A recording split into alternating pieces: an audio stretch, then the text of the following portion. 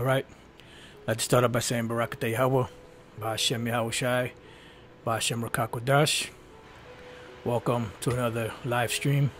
All right. The name of this one's called Judah and Ephraim, both under the curses. Because, you have this misconception out there that all the tribes, all 12 tribes are so-called Negroes, and that's it. You had this misconception that only the so-called Negroes or the so-called Negro tribes, which is comprises of the Southern Kingdom, were the only ones that went through hell, the only ones that went through curses, the only ones that caught any type of hell. They were the only ones that were in captivity. They were the only ones that suffered, violence under the hand of the so-called white man, the Edomites. They were the only ones that were persecuted by Esau. They were the only ones that had a hard time feeding their families. They were the only ones that had a hard time getting jobs. They were the only ones that had a hard time in their relationship with their women. They were the only ones that had drug addictions. They were the only ones that had alcoholic addictions. They were the only ones that suffered, that had to be on food stamps, that had to be looked down upon, stepped upon, and so on and so forth. But that's not true. The so-called Puerto Ricans, since they got into this country, been catching hell too. And even before Judah, Benjamin, and Levi came over to the soils of America, the Northern Kingdom was already catching hell up under the so-called white man, being put in captivity and slavery, going through all type of hell. And this is one of the things that used to piss me off in the world, that Judah would always do that. Like, they would act like they were the only ones that were catching hell. And they would just pretty much just throw us in a corner somewhere, like we wasn't catching hell. Like we was just, just there going along, getting along. Everything was fine and hunky-dory with us, but it wasn't. We were catching just as much hell as you are. And we were catching hell before you even got here. How about that? It's no coincidence that during the time of the so-called civil rights movement, it was Judah in the forefront. You had Ephraim, you had Issachar, you had Gad. Because these people were being persecuted. Why? Because they were Israelites. And they were standing up and trying to do something about their situation and about the situation of their people. But they didn't understand back then that they were Israelites, but they didn't understand that. So when they came together under false pretenses, or they came together not under so much as false pretenses, but they came up under the wrong covering. Matter of fact, let's start off with that. Let's go to, I believe that's Isaiah 31.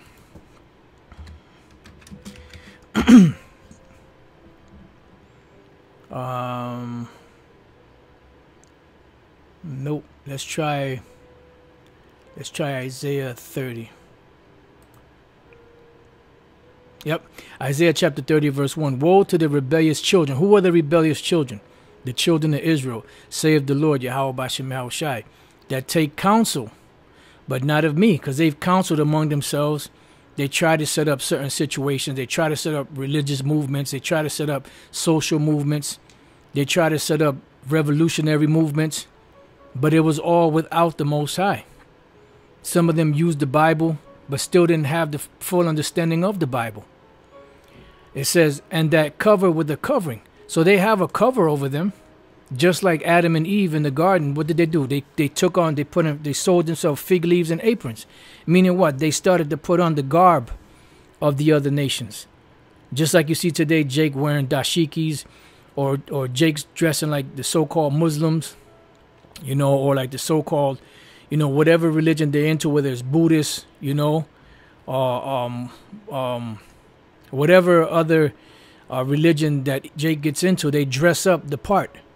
And this is what happened. They put a cover. They covered themselves with a covering, but not of my spirit, because it wasn't according to the Most High's plans.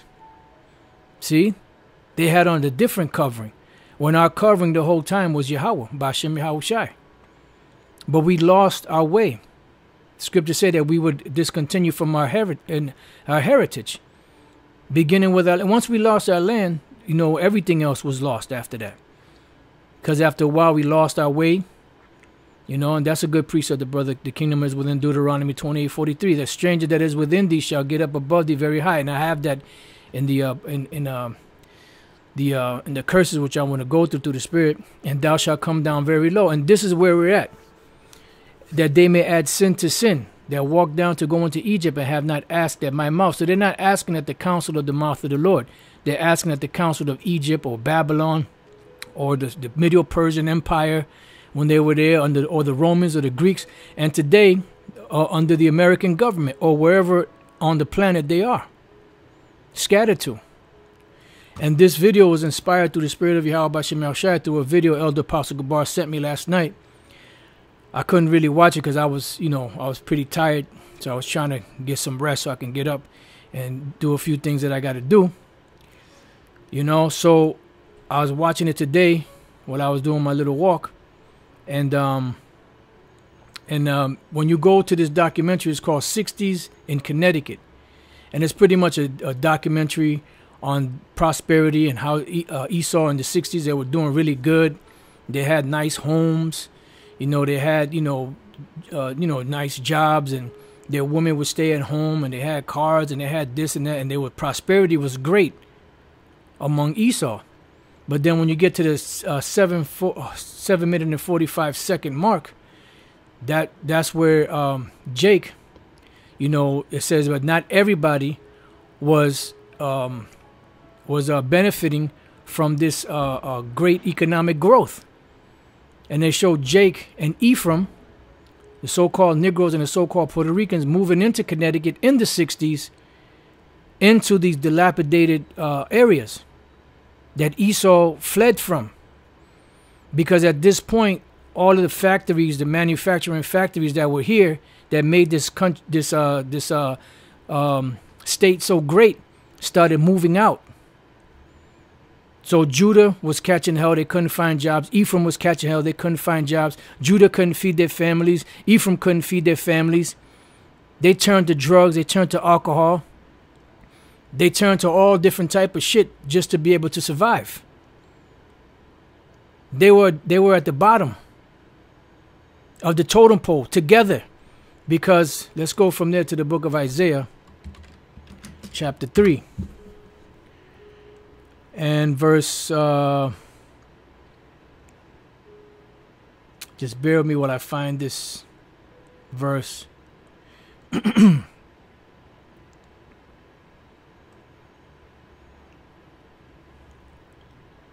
I'm sorry, not Isaiah, Jeremiah 3, my bad. Jeremiah 3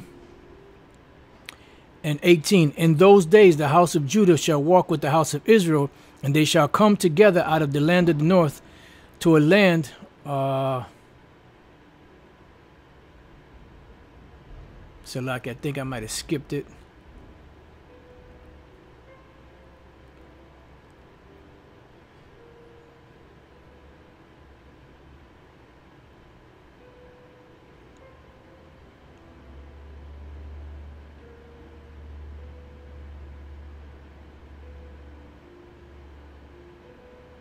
It might be in Jeremiah 50. Let's see something.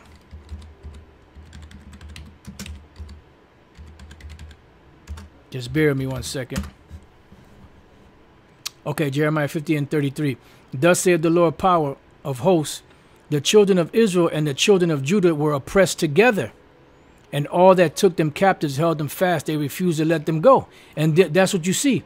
When you watch this documentary, you watch other documentaries that kept speaking about the so-called Negroes, so-called African American, which is a tribe of Judah, and the so-called Puerto Ricans, which is a tribe of Ephraim. And they were both in these dilapidated situations. They were both in these bad conditions. They were both catching hell equally. You see? So this is proof that they are Israelites, because the scripture said, let's go straight to the point and then we'll jump up above that. Deuteronomy 28 and 45. Moreover, all these curses shall come upon thee. And we're gonna examine some of these curses, and shall pursue thee. What does it mean to come upon thee? Meaning they're gonna be on you wherever you go, and shall pursue thee. Meaning if you live in Connecticut and you live in the ghetto and you happen to be a so-called Negro, Latino, Native American Indian, and you move to another state, these curses will follow you wherever you go. No escaping this. Like the beating us, the song that they did, no escaping us. It's true. You can't escape the curses. It says, moreover, all these curses shall come upon thee and shall pursue thee and overtake thee till thou be destroyed. Meaning what? Destructured. And what is the main thing that destroyed Jake? Well, let's go real quick. You know what? Let me keep that because I may read that again. Let's go to the book of Hosea, chapter 4, verse 6. My people are destroyed for what? For lack of knowledge. So what destroyed Jake? The lack of knowledge. Why did we go into captivity? Because we forsook the Lord. What is that? Isaiah 5 and 13. It says, therefore my people are gone into captivity because they have no knowledge. And their honorable men are famished, and their multitude dried up with thirst. So the honorable men, the ones that are supposed to be the leaders, at one time had no wisdom. They had nothing to feed the flock with. So what did they do? They turned to beating the flock, to cheating the flock, so that they can live better lives, so they can be in a better position. Meanwhile, the flock was suffering, and they still weren't really being fed with the truth. And their multitude dried up with thirst. Why? Because there was no living waters flowing out in these streets back then. I mean, there were, but it was slowly but surely coming up. It was on a come up. So going back, it says, moreover, all these curses shall come upon thee and shall pursue thee and overtake thee till thou be destroyed. And we were destructed. We were brought down to the lowest place where a human could go. Let's go to Daniel chapter 9 and verse. Just want to get straight to the point.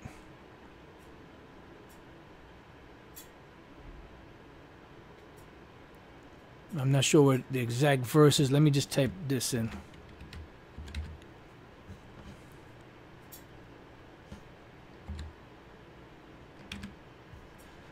All right.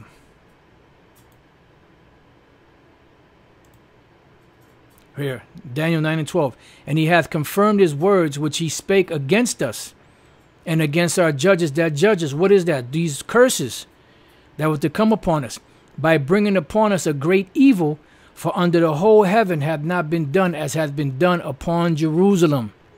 So we caught hell. So these curses came upon us and pursued us and overtook us until we be destroyed, until we were destroyed. Just like if you go to war and you have one side that's getting the better of the other side, and the other side starts fleeing, and then the army that was winning starts chasing them and beating them down and capturing them. They overthrew them and then did what? Destroyed them. So these curses attacked us like a military from the Lord. This was like the curses are like another army of the Most High that came with they came prepared, and they kicked us in the ass. So-called Negroes, Latinos, and Native American Indians. And you talk about doing bad. You look in the reservation camps where the so-called North American Indian are. They're living worse than any ghetto or barrio out there. And this was their land at one time. They're living in worse conditions than you are living in the projects or in the barrios. How about that? They're almost living like if they were in a third world country.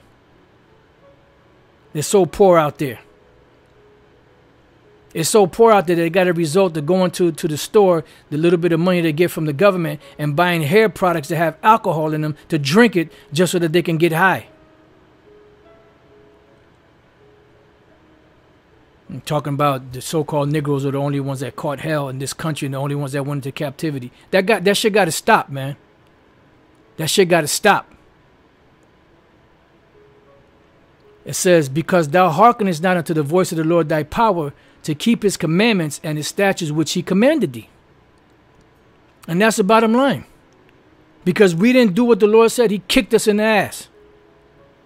And when you watch this documentary, it doesn't really go a whole lot into Jake and Ephraim, but it does, have a little here and there. Because pretty much it was a documentary on Connecticut in the 60s. And this is just in one state. This was happening throughout all the different states where Judah and Ephraim were. Because even in Chicago, you had Ephraimites in Chicago. Of course, you had Judahites in Chicago. You had Issacharites in Chicago, which they called Chicanos. And they were gathering together, you know, revolutionary type individuals to speak against the injustices of the government upon their people. Meanwhile, not realizing that we were all one people. And I'm pretty sure that some of them understood that we're in the same struggle together. But not all of them. So let's go back to Deuteronomy 28. Let's go to the 15th verse now. It says, "But it shall come to pass, if thou wilt not hearken unto the voice of the Lord thy power, to observe to do all his commandments and his statutes which I command thee this day, that all these curses shall come upon thee and overtake thee." And you see it. You see it all throughout the ghettos and the barrios, all throughout America, all throughout Canada, Central, South America, the Caribbean islands, and wherever Jake is at. You see him catching nothing but hell. And shalom to the Akim on the comment boards. They're catching nothing but hell. It says, "Curse shall thou be in the city, and curse shall thou be in the field." Every city you go in America, let's just deal with America. I'm not even dealing with Canada and Central America, South America, Mexico, the Caribbean islands, and throughout the world where Jake is at. Every city you go to, there's what? Slums, ghettos, barrios. And who's up in there? So-called Negroes, Latinos, Native American Indians. Now you're starting to have Esau catching hell, and some of them so-called white trash might even be Jakes. Because some of them are suffering the curses. But then again, we're at the point now where the curses are starting to be lifted off of Jake a little bit and coming up on the other nations too. And curse shall thou be in the field. What's the field? The field is the world. Throughout the four corners of the earth, curse shall be thy basket and thy store. What is the basket in your store? The basket is your pockets. Every time you try to save some money, what happens? Something happens where money dwindles. Sometimes you have to choose between paying bills or eating. And curse shall thou be in the field, meaning in the world, and thy store represents what? Your bank accounts. If Jake has bank accounts, a lot of them barely have anything in there. They just got enough money in there to keep the thing open, and maybe use a card to pay bills with. It says, "Curse shall be the fruit of thy body," which is what? The children. "And the fruit of thy land, the increase of thy kind, and the flocks of thy sheep." This is when Jake was sharecroppers. You know, you got down in the islands. You know, there was a time when there was few storms that came through, and the working that they were doing out there in the fields, they couldn't do shit. So what happened? They had to ship them out of Puerto Rico and ship them all the way over through the United States into the Polynesian islands, Hawaii and all of them places. That's where you got a lot of them Polynesians out there, so-called Polynesians, that have Spanish last names. Because a lot of Ephraimites were sent out there. And what do you think they did with those women? They had sex with them and had children. "Curse shall be thou when thou comest in, and curse shall thou be when thou goest out." When you're born, you're cursed. When you die, you're cursed. "The Lord shall send upon thee cursing, vexation, and rebuke." And that's all that happened. You watch that movie, Dead Presidents. You know, in that movie, you see nothing but the hell that Jake was going through. You know?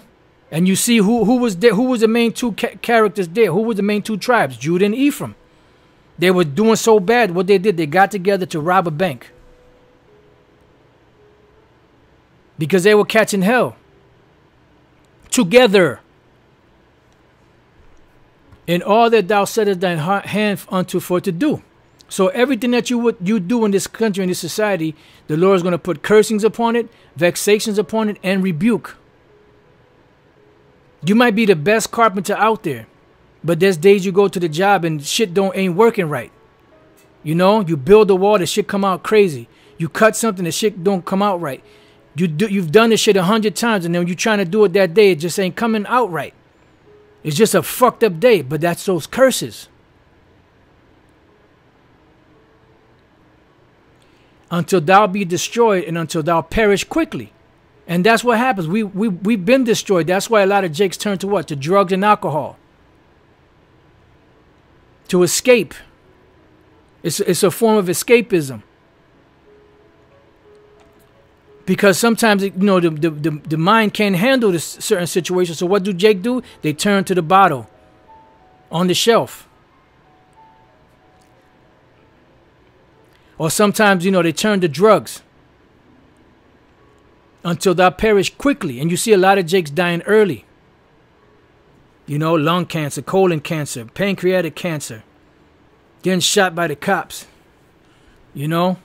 so on and so forth, dying of heart attacks because of the wickedness of thy doings. But this is why, whereby thou hast forsaken me. So we forsook the Lord, so the Lord forsook us.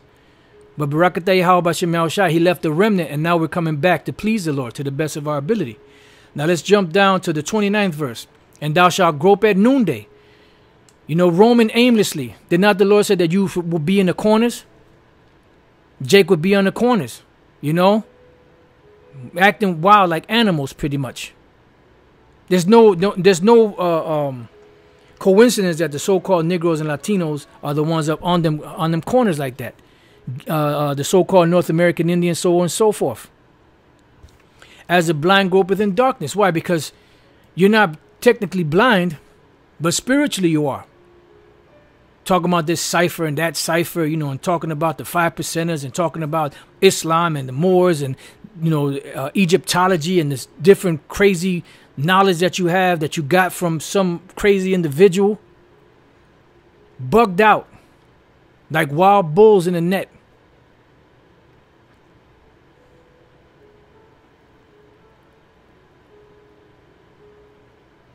I don't understand. What are you saying? African, Judah, indigenous, 10 child. What are you talking about?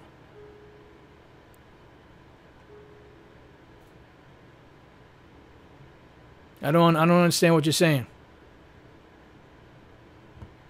And thou shalt not prosper in thy ways. And you see Jake ain't prospering in their ways. The only ones that prosper to a certain degree are what? The ones that sell out. And even that is not looking too good for them. Because they're noticing that the grass is not greener on the other side. Because they have to do a lot of things to maintain that. And thou shalt be only oppressed and spoiled evermore, and no man shall save thee. See? No man shall buy thee. Does that sound familiar? No man shall save thee. It has a different Hebrew word here. But the bottom line is the same effect. The same thought. Now let's go...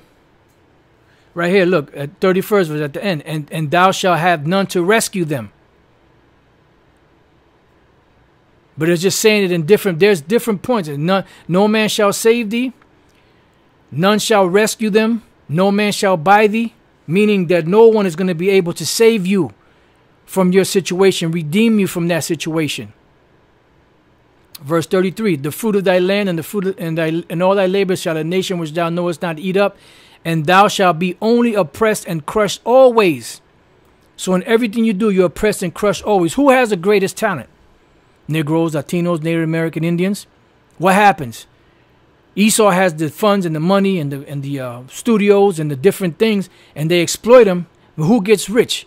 Esau. Esau gets rich, and Jake, they'll do okay, but they got all the talent, and they getting the scraps from Longshank's table.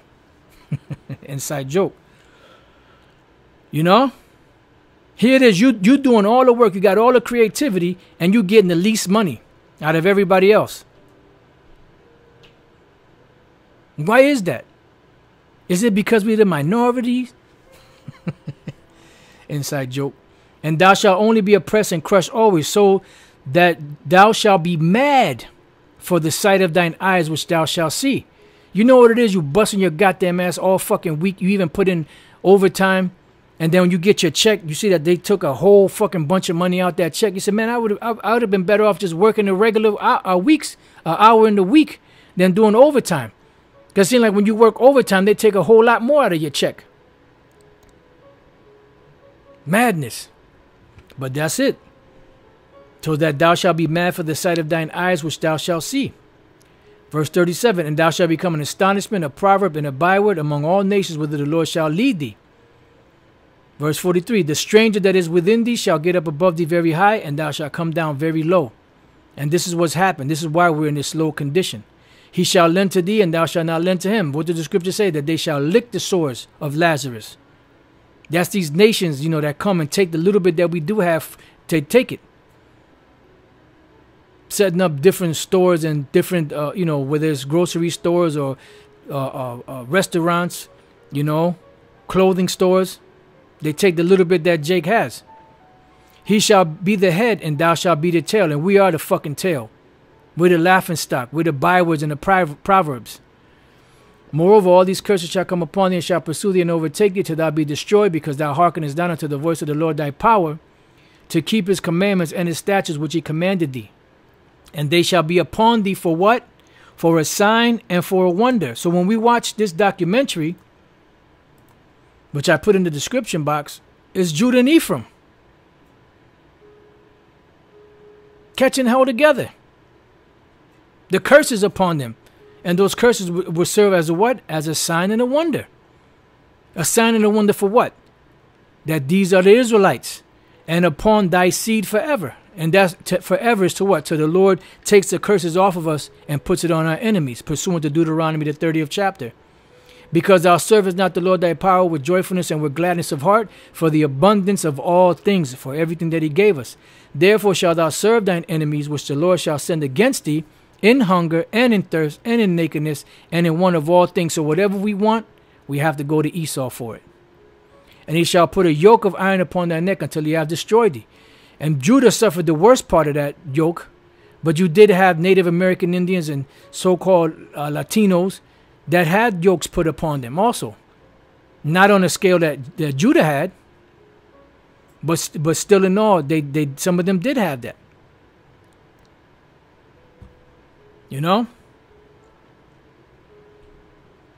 So pretty much, that's it. We could keep going on. We could, end it there. You could go, and once you brothers watch this, if you get a chance to watch it, you there's a whole bunch of stuff in here. There's feminist movement and a whole kind of stuff you could go into in this whole documentary. Like I said, I put it in the description box. So if brothers want to watch it and do videos off it, knock yourself out. More edification. So with that, I pray that your brothers have been edified. Until the next time I say, Shalom. He shall be the head, and thou shalt be the tail. And we are the fucking tail. We're the laughing stock. We're the bywords and the proverbs. Moreover, all these curses shall come upon thee, and shall pursue thee and overtake thee, till thou be destroyed, because thou hearkenest not unto the voice of the Lord thy power, to keep his commandments and his statutes which he commanded thee. And they shall be upon thee for what? For a sign and for a wonder. So when we watch this documentary, which I put in the description box, is Judah and Ephraim catching hell together. The curses upon them. And those curses will serve as a what? As a sign and a wonder.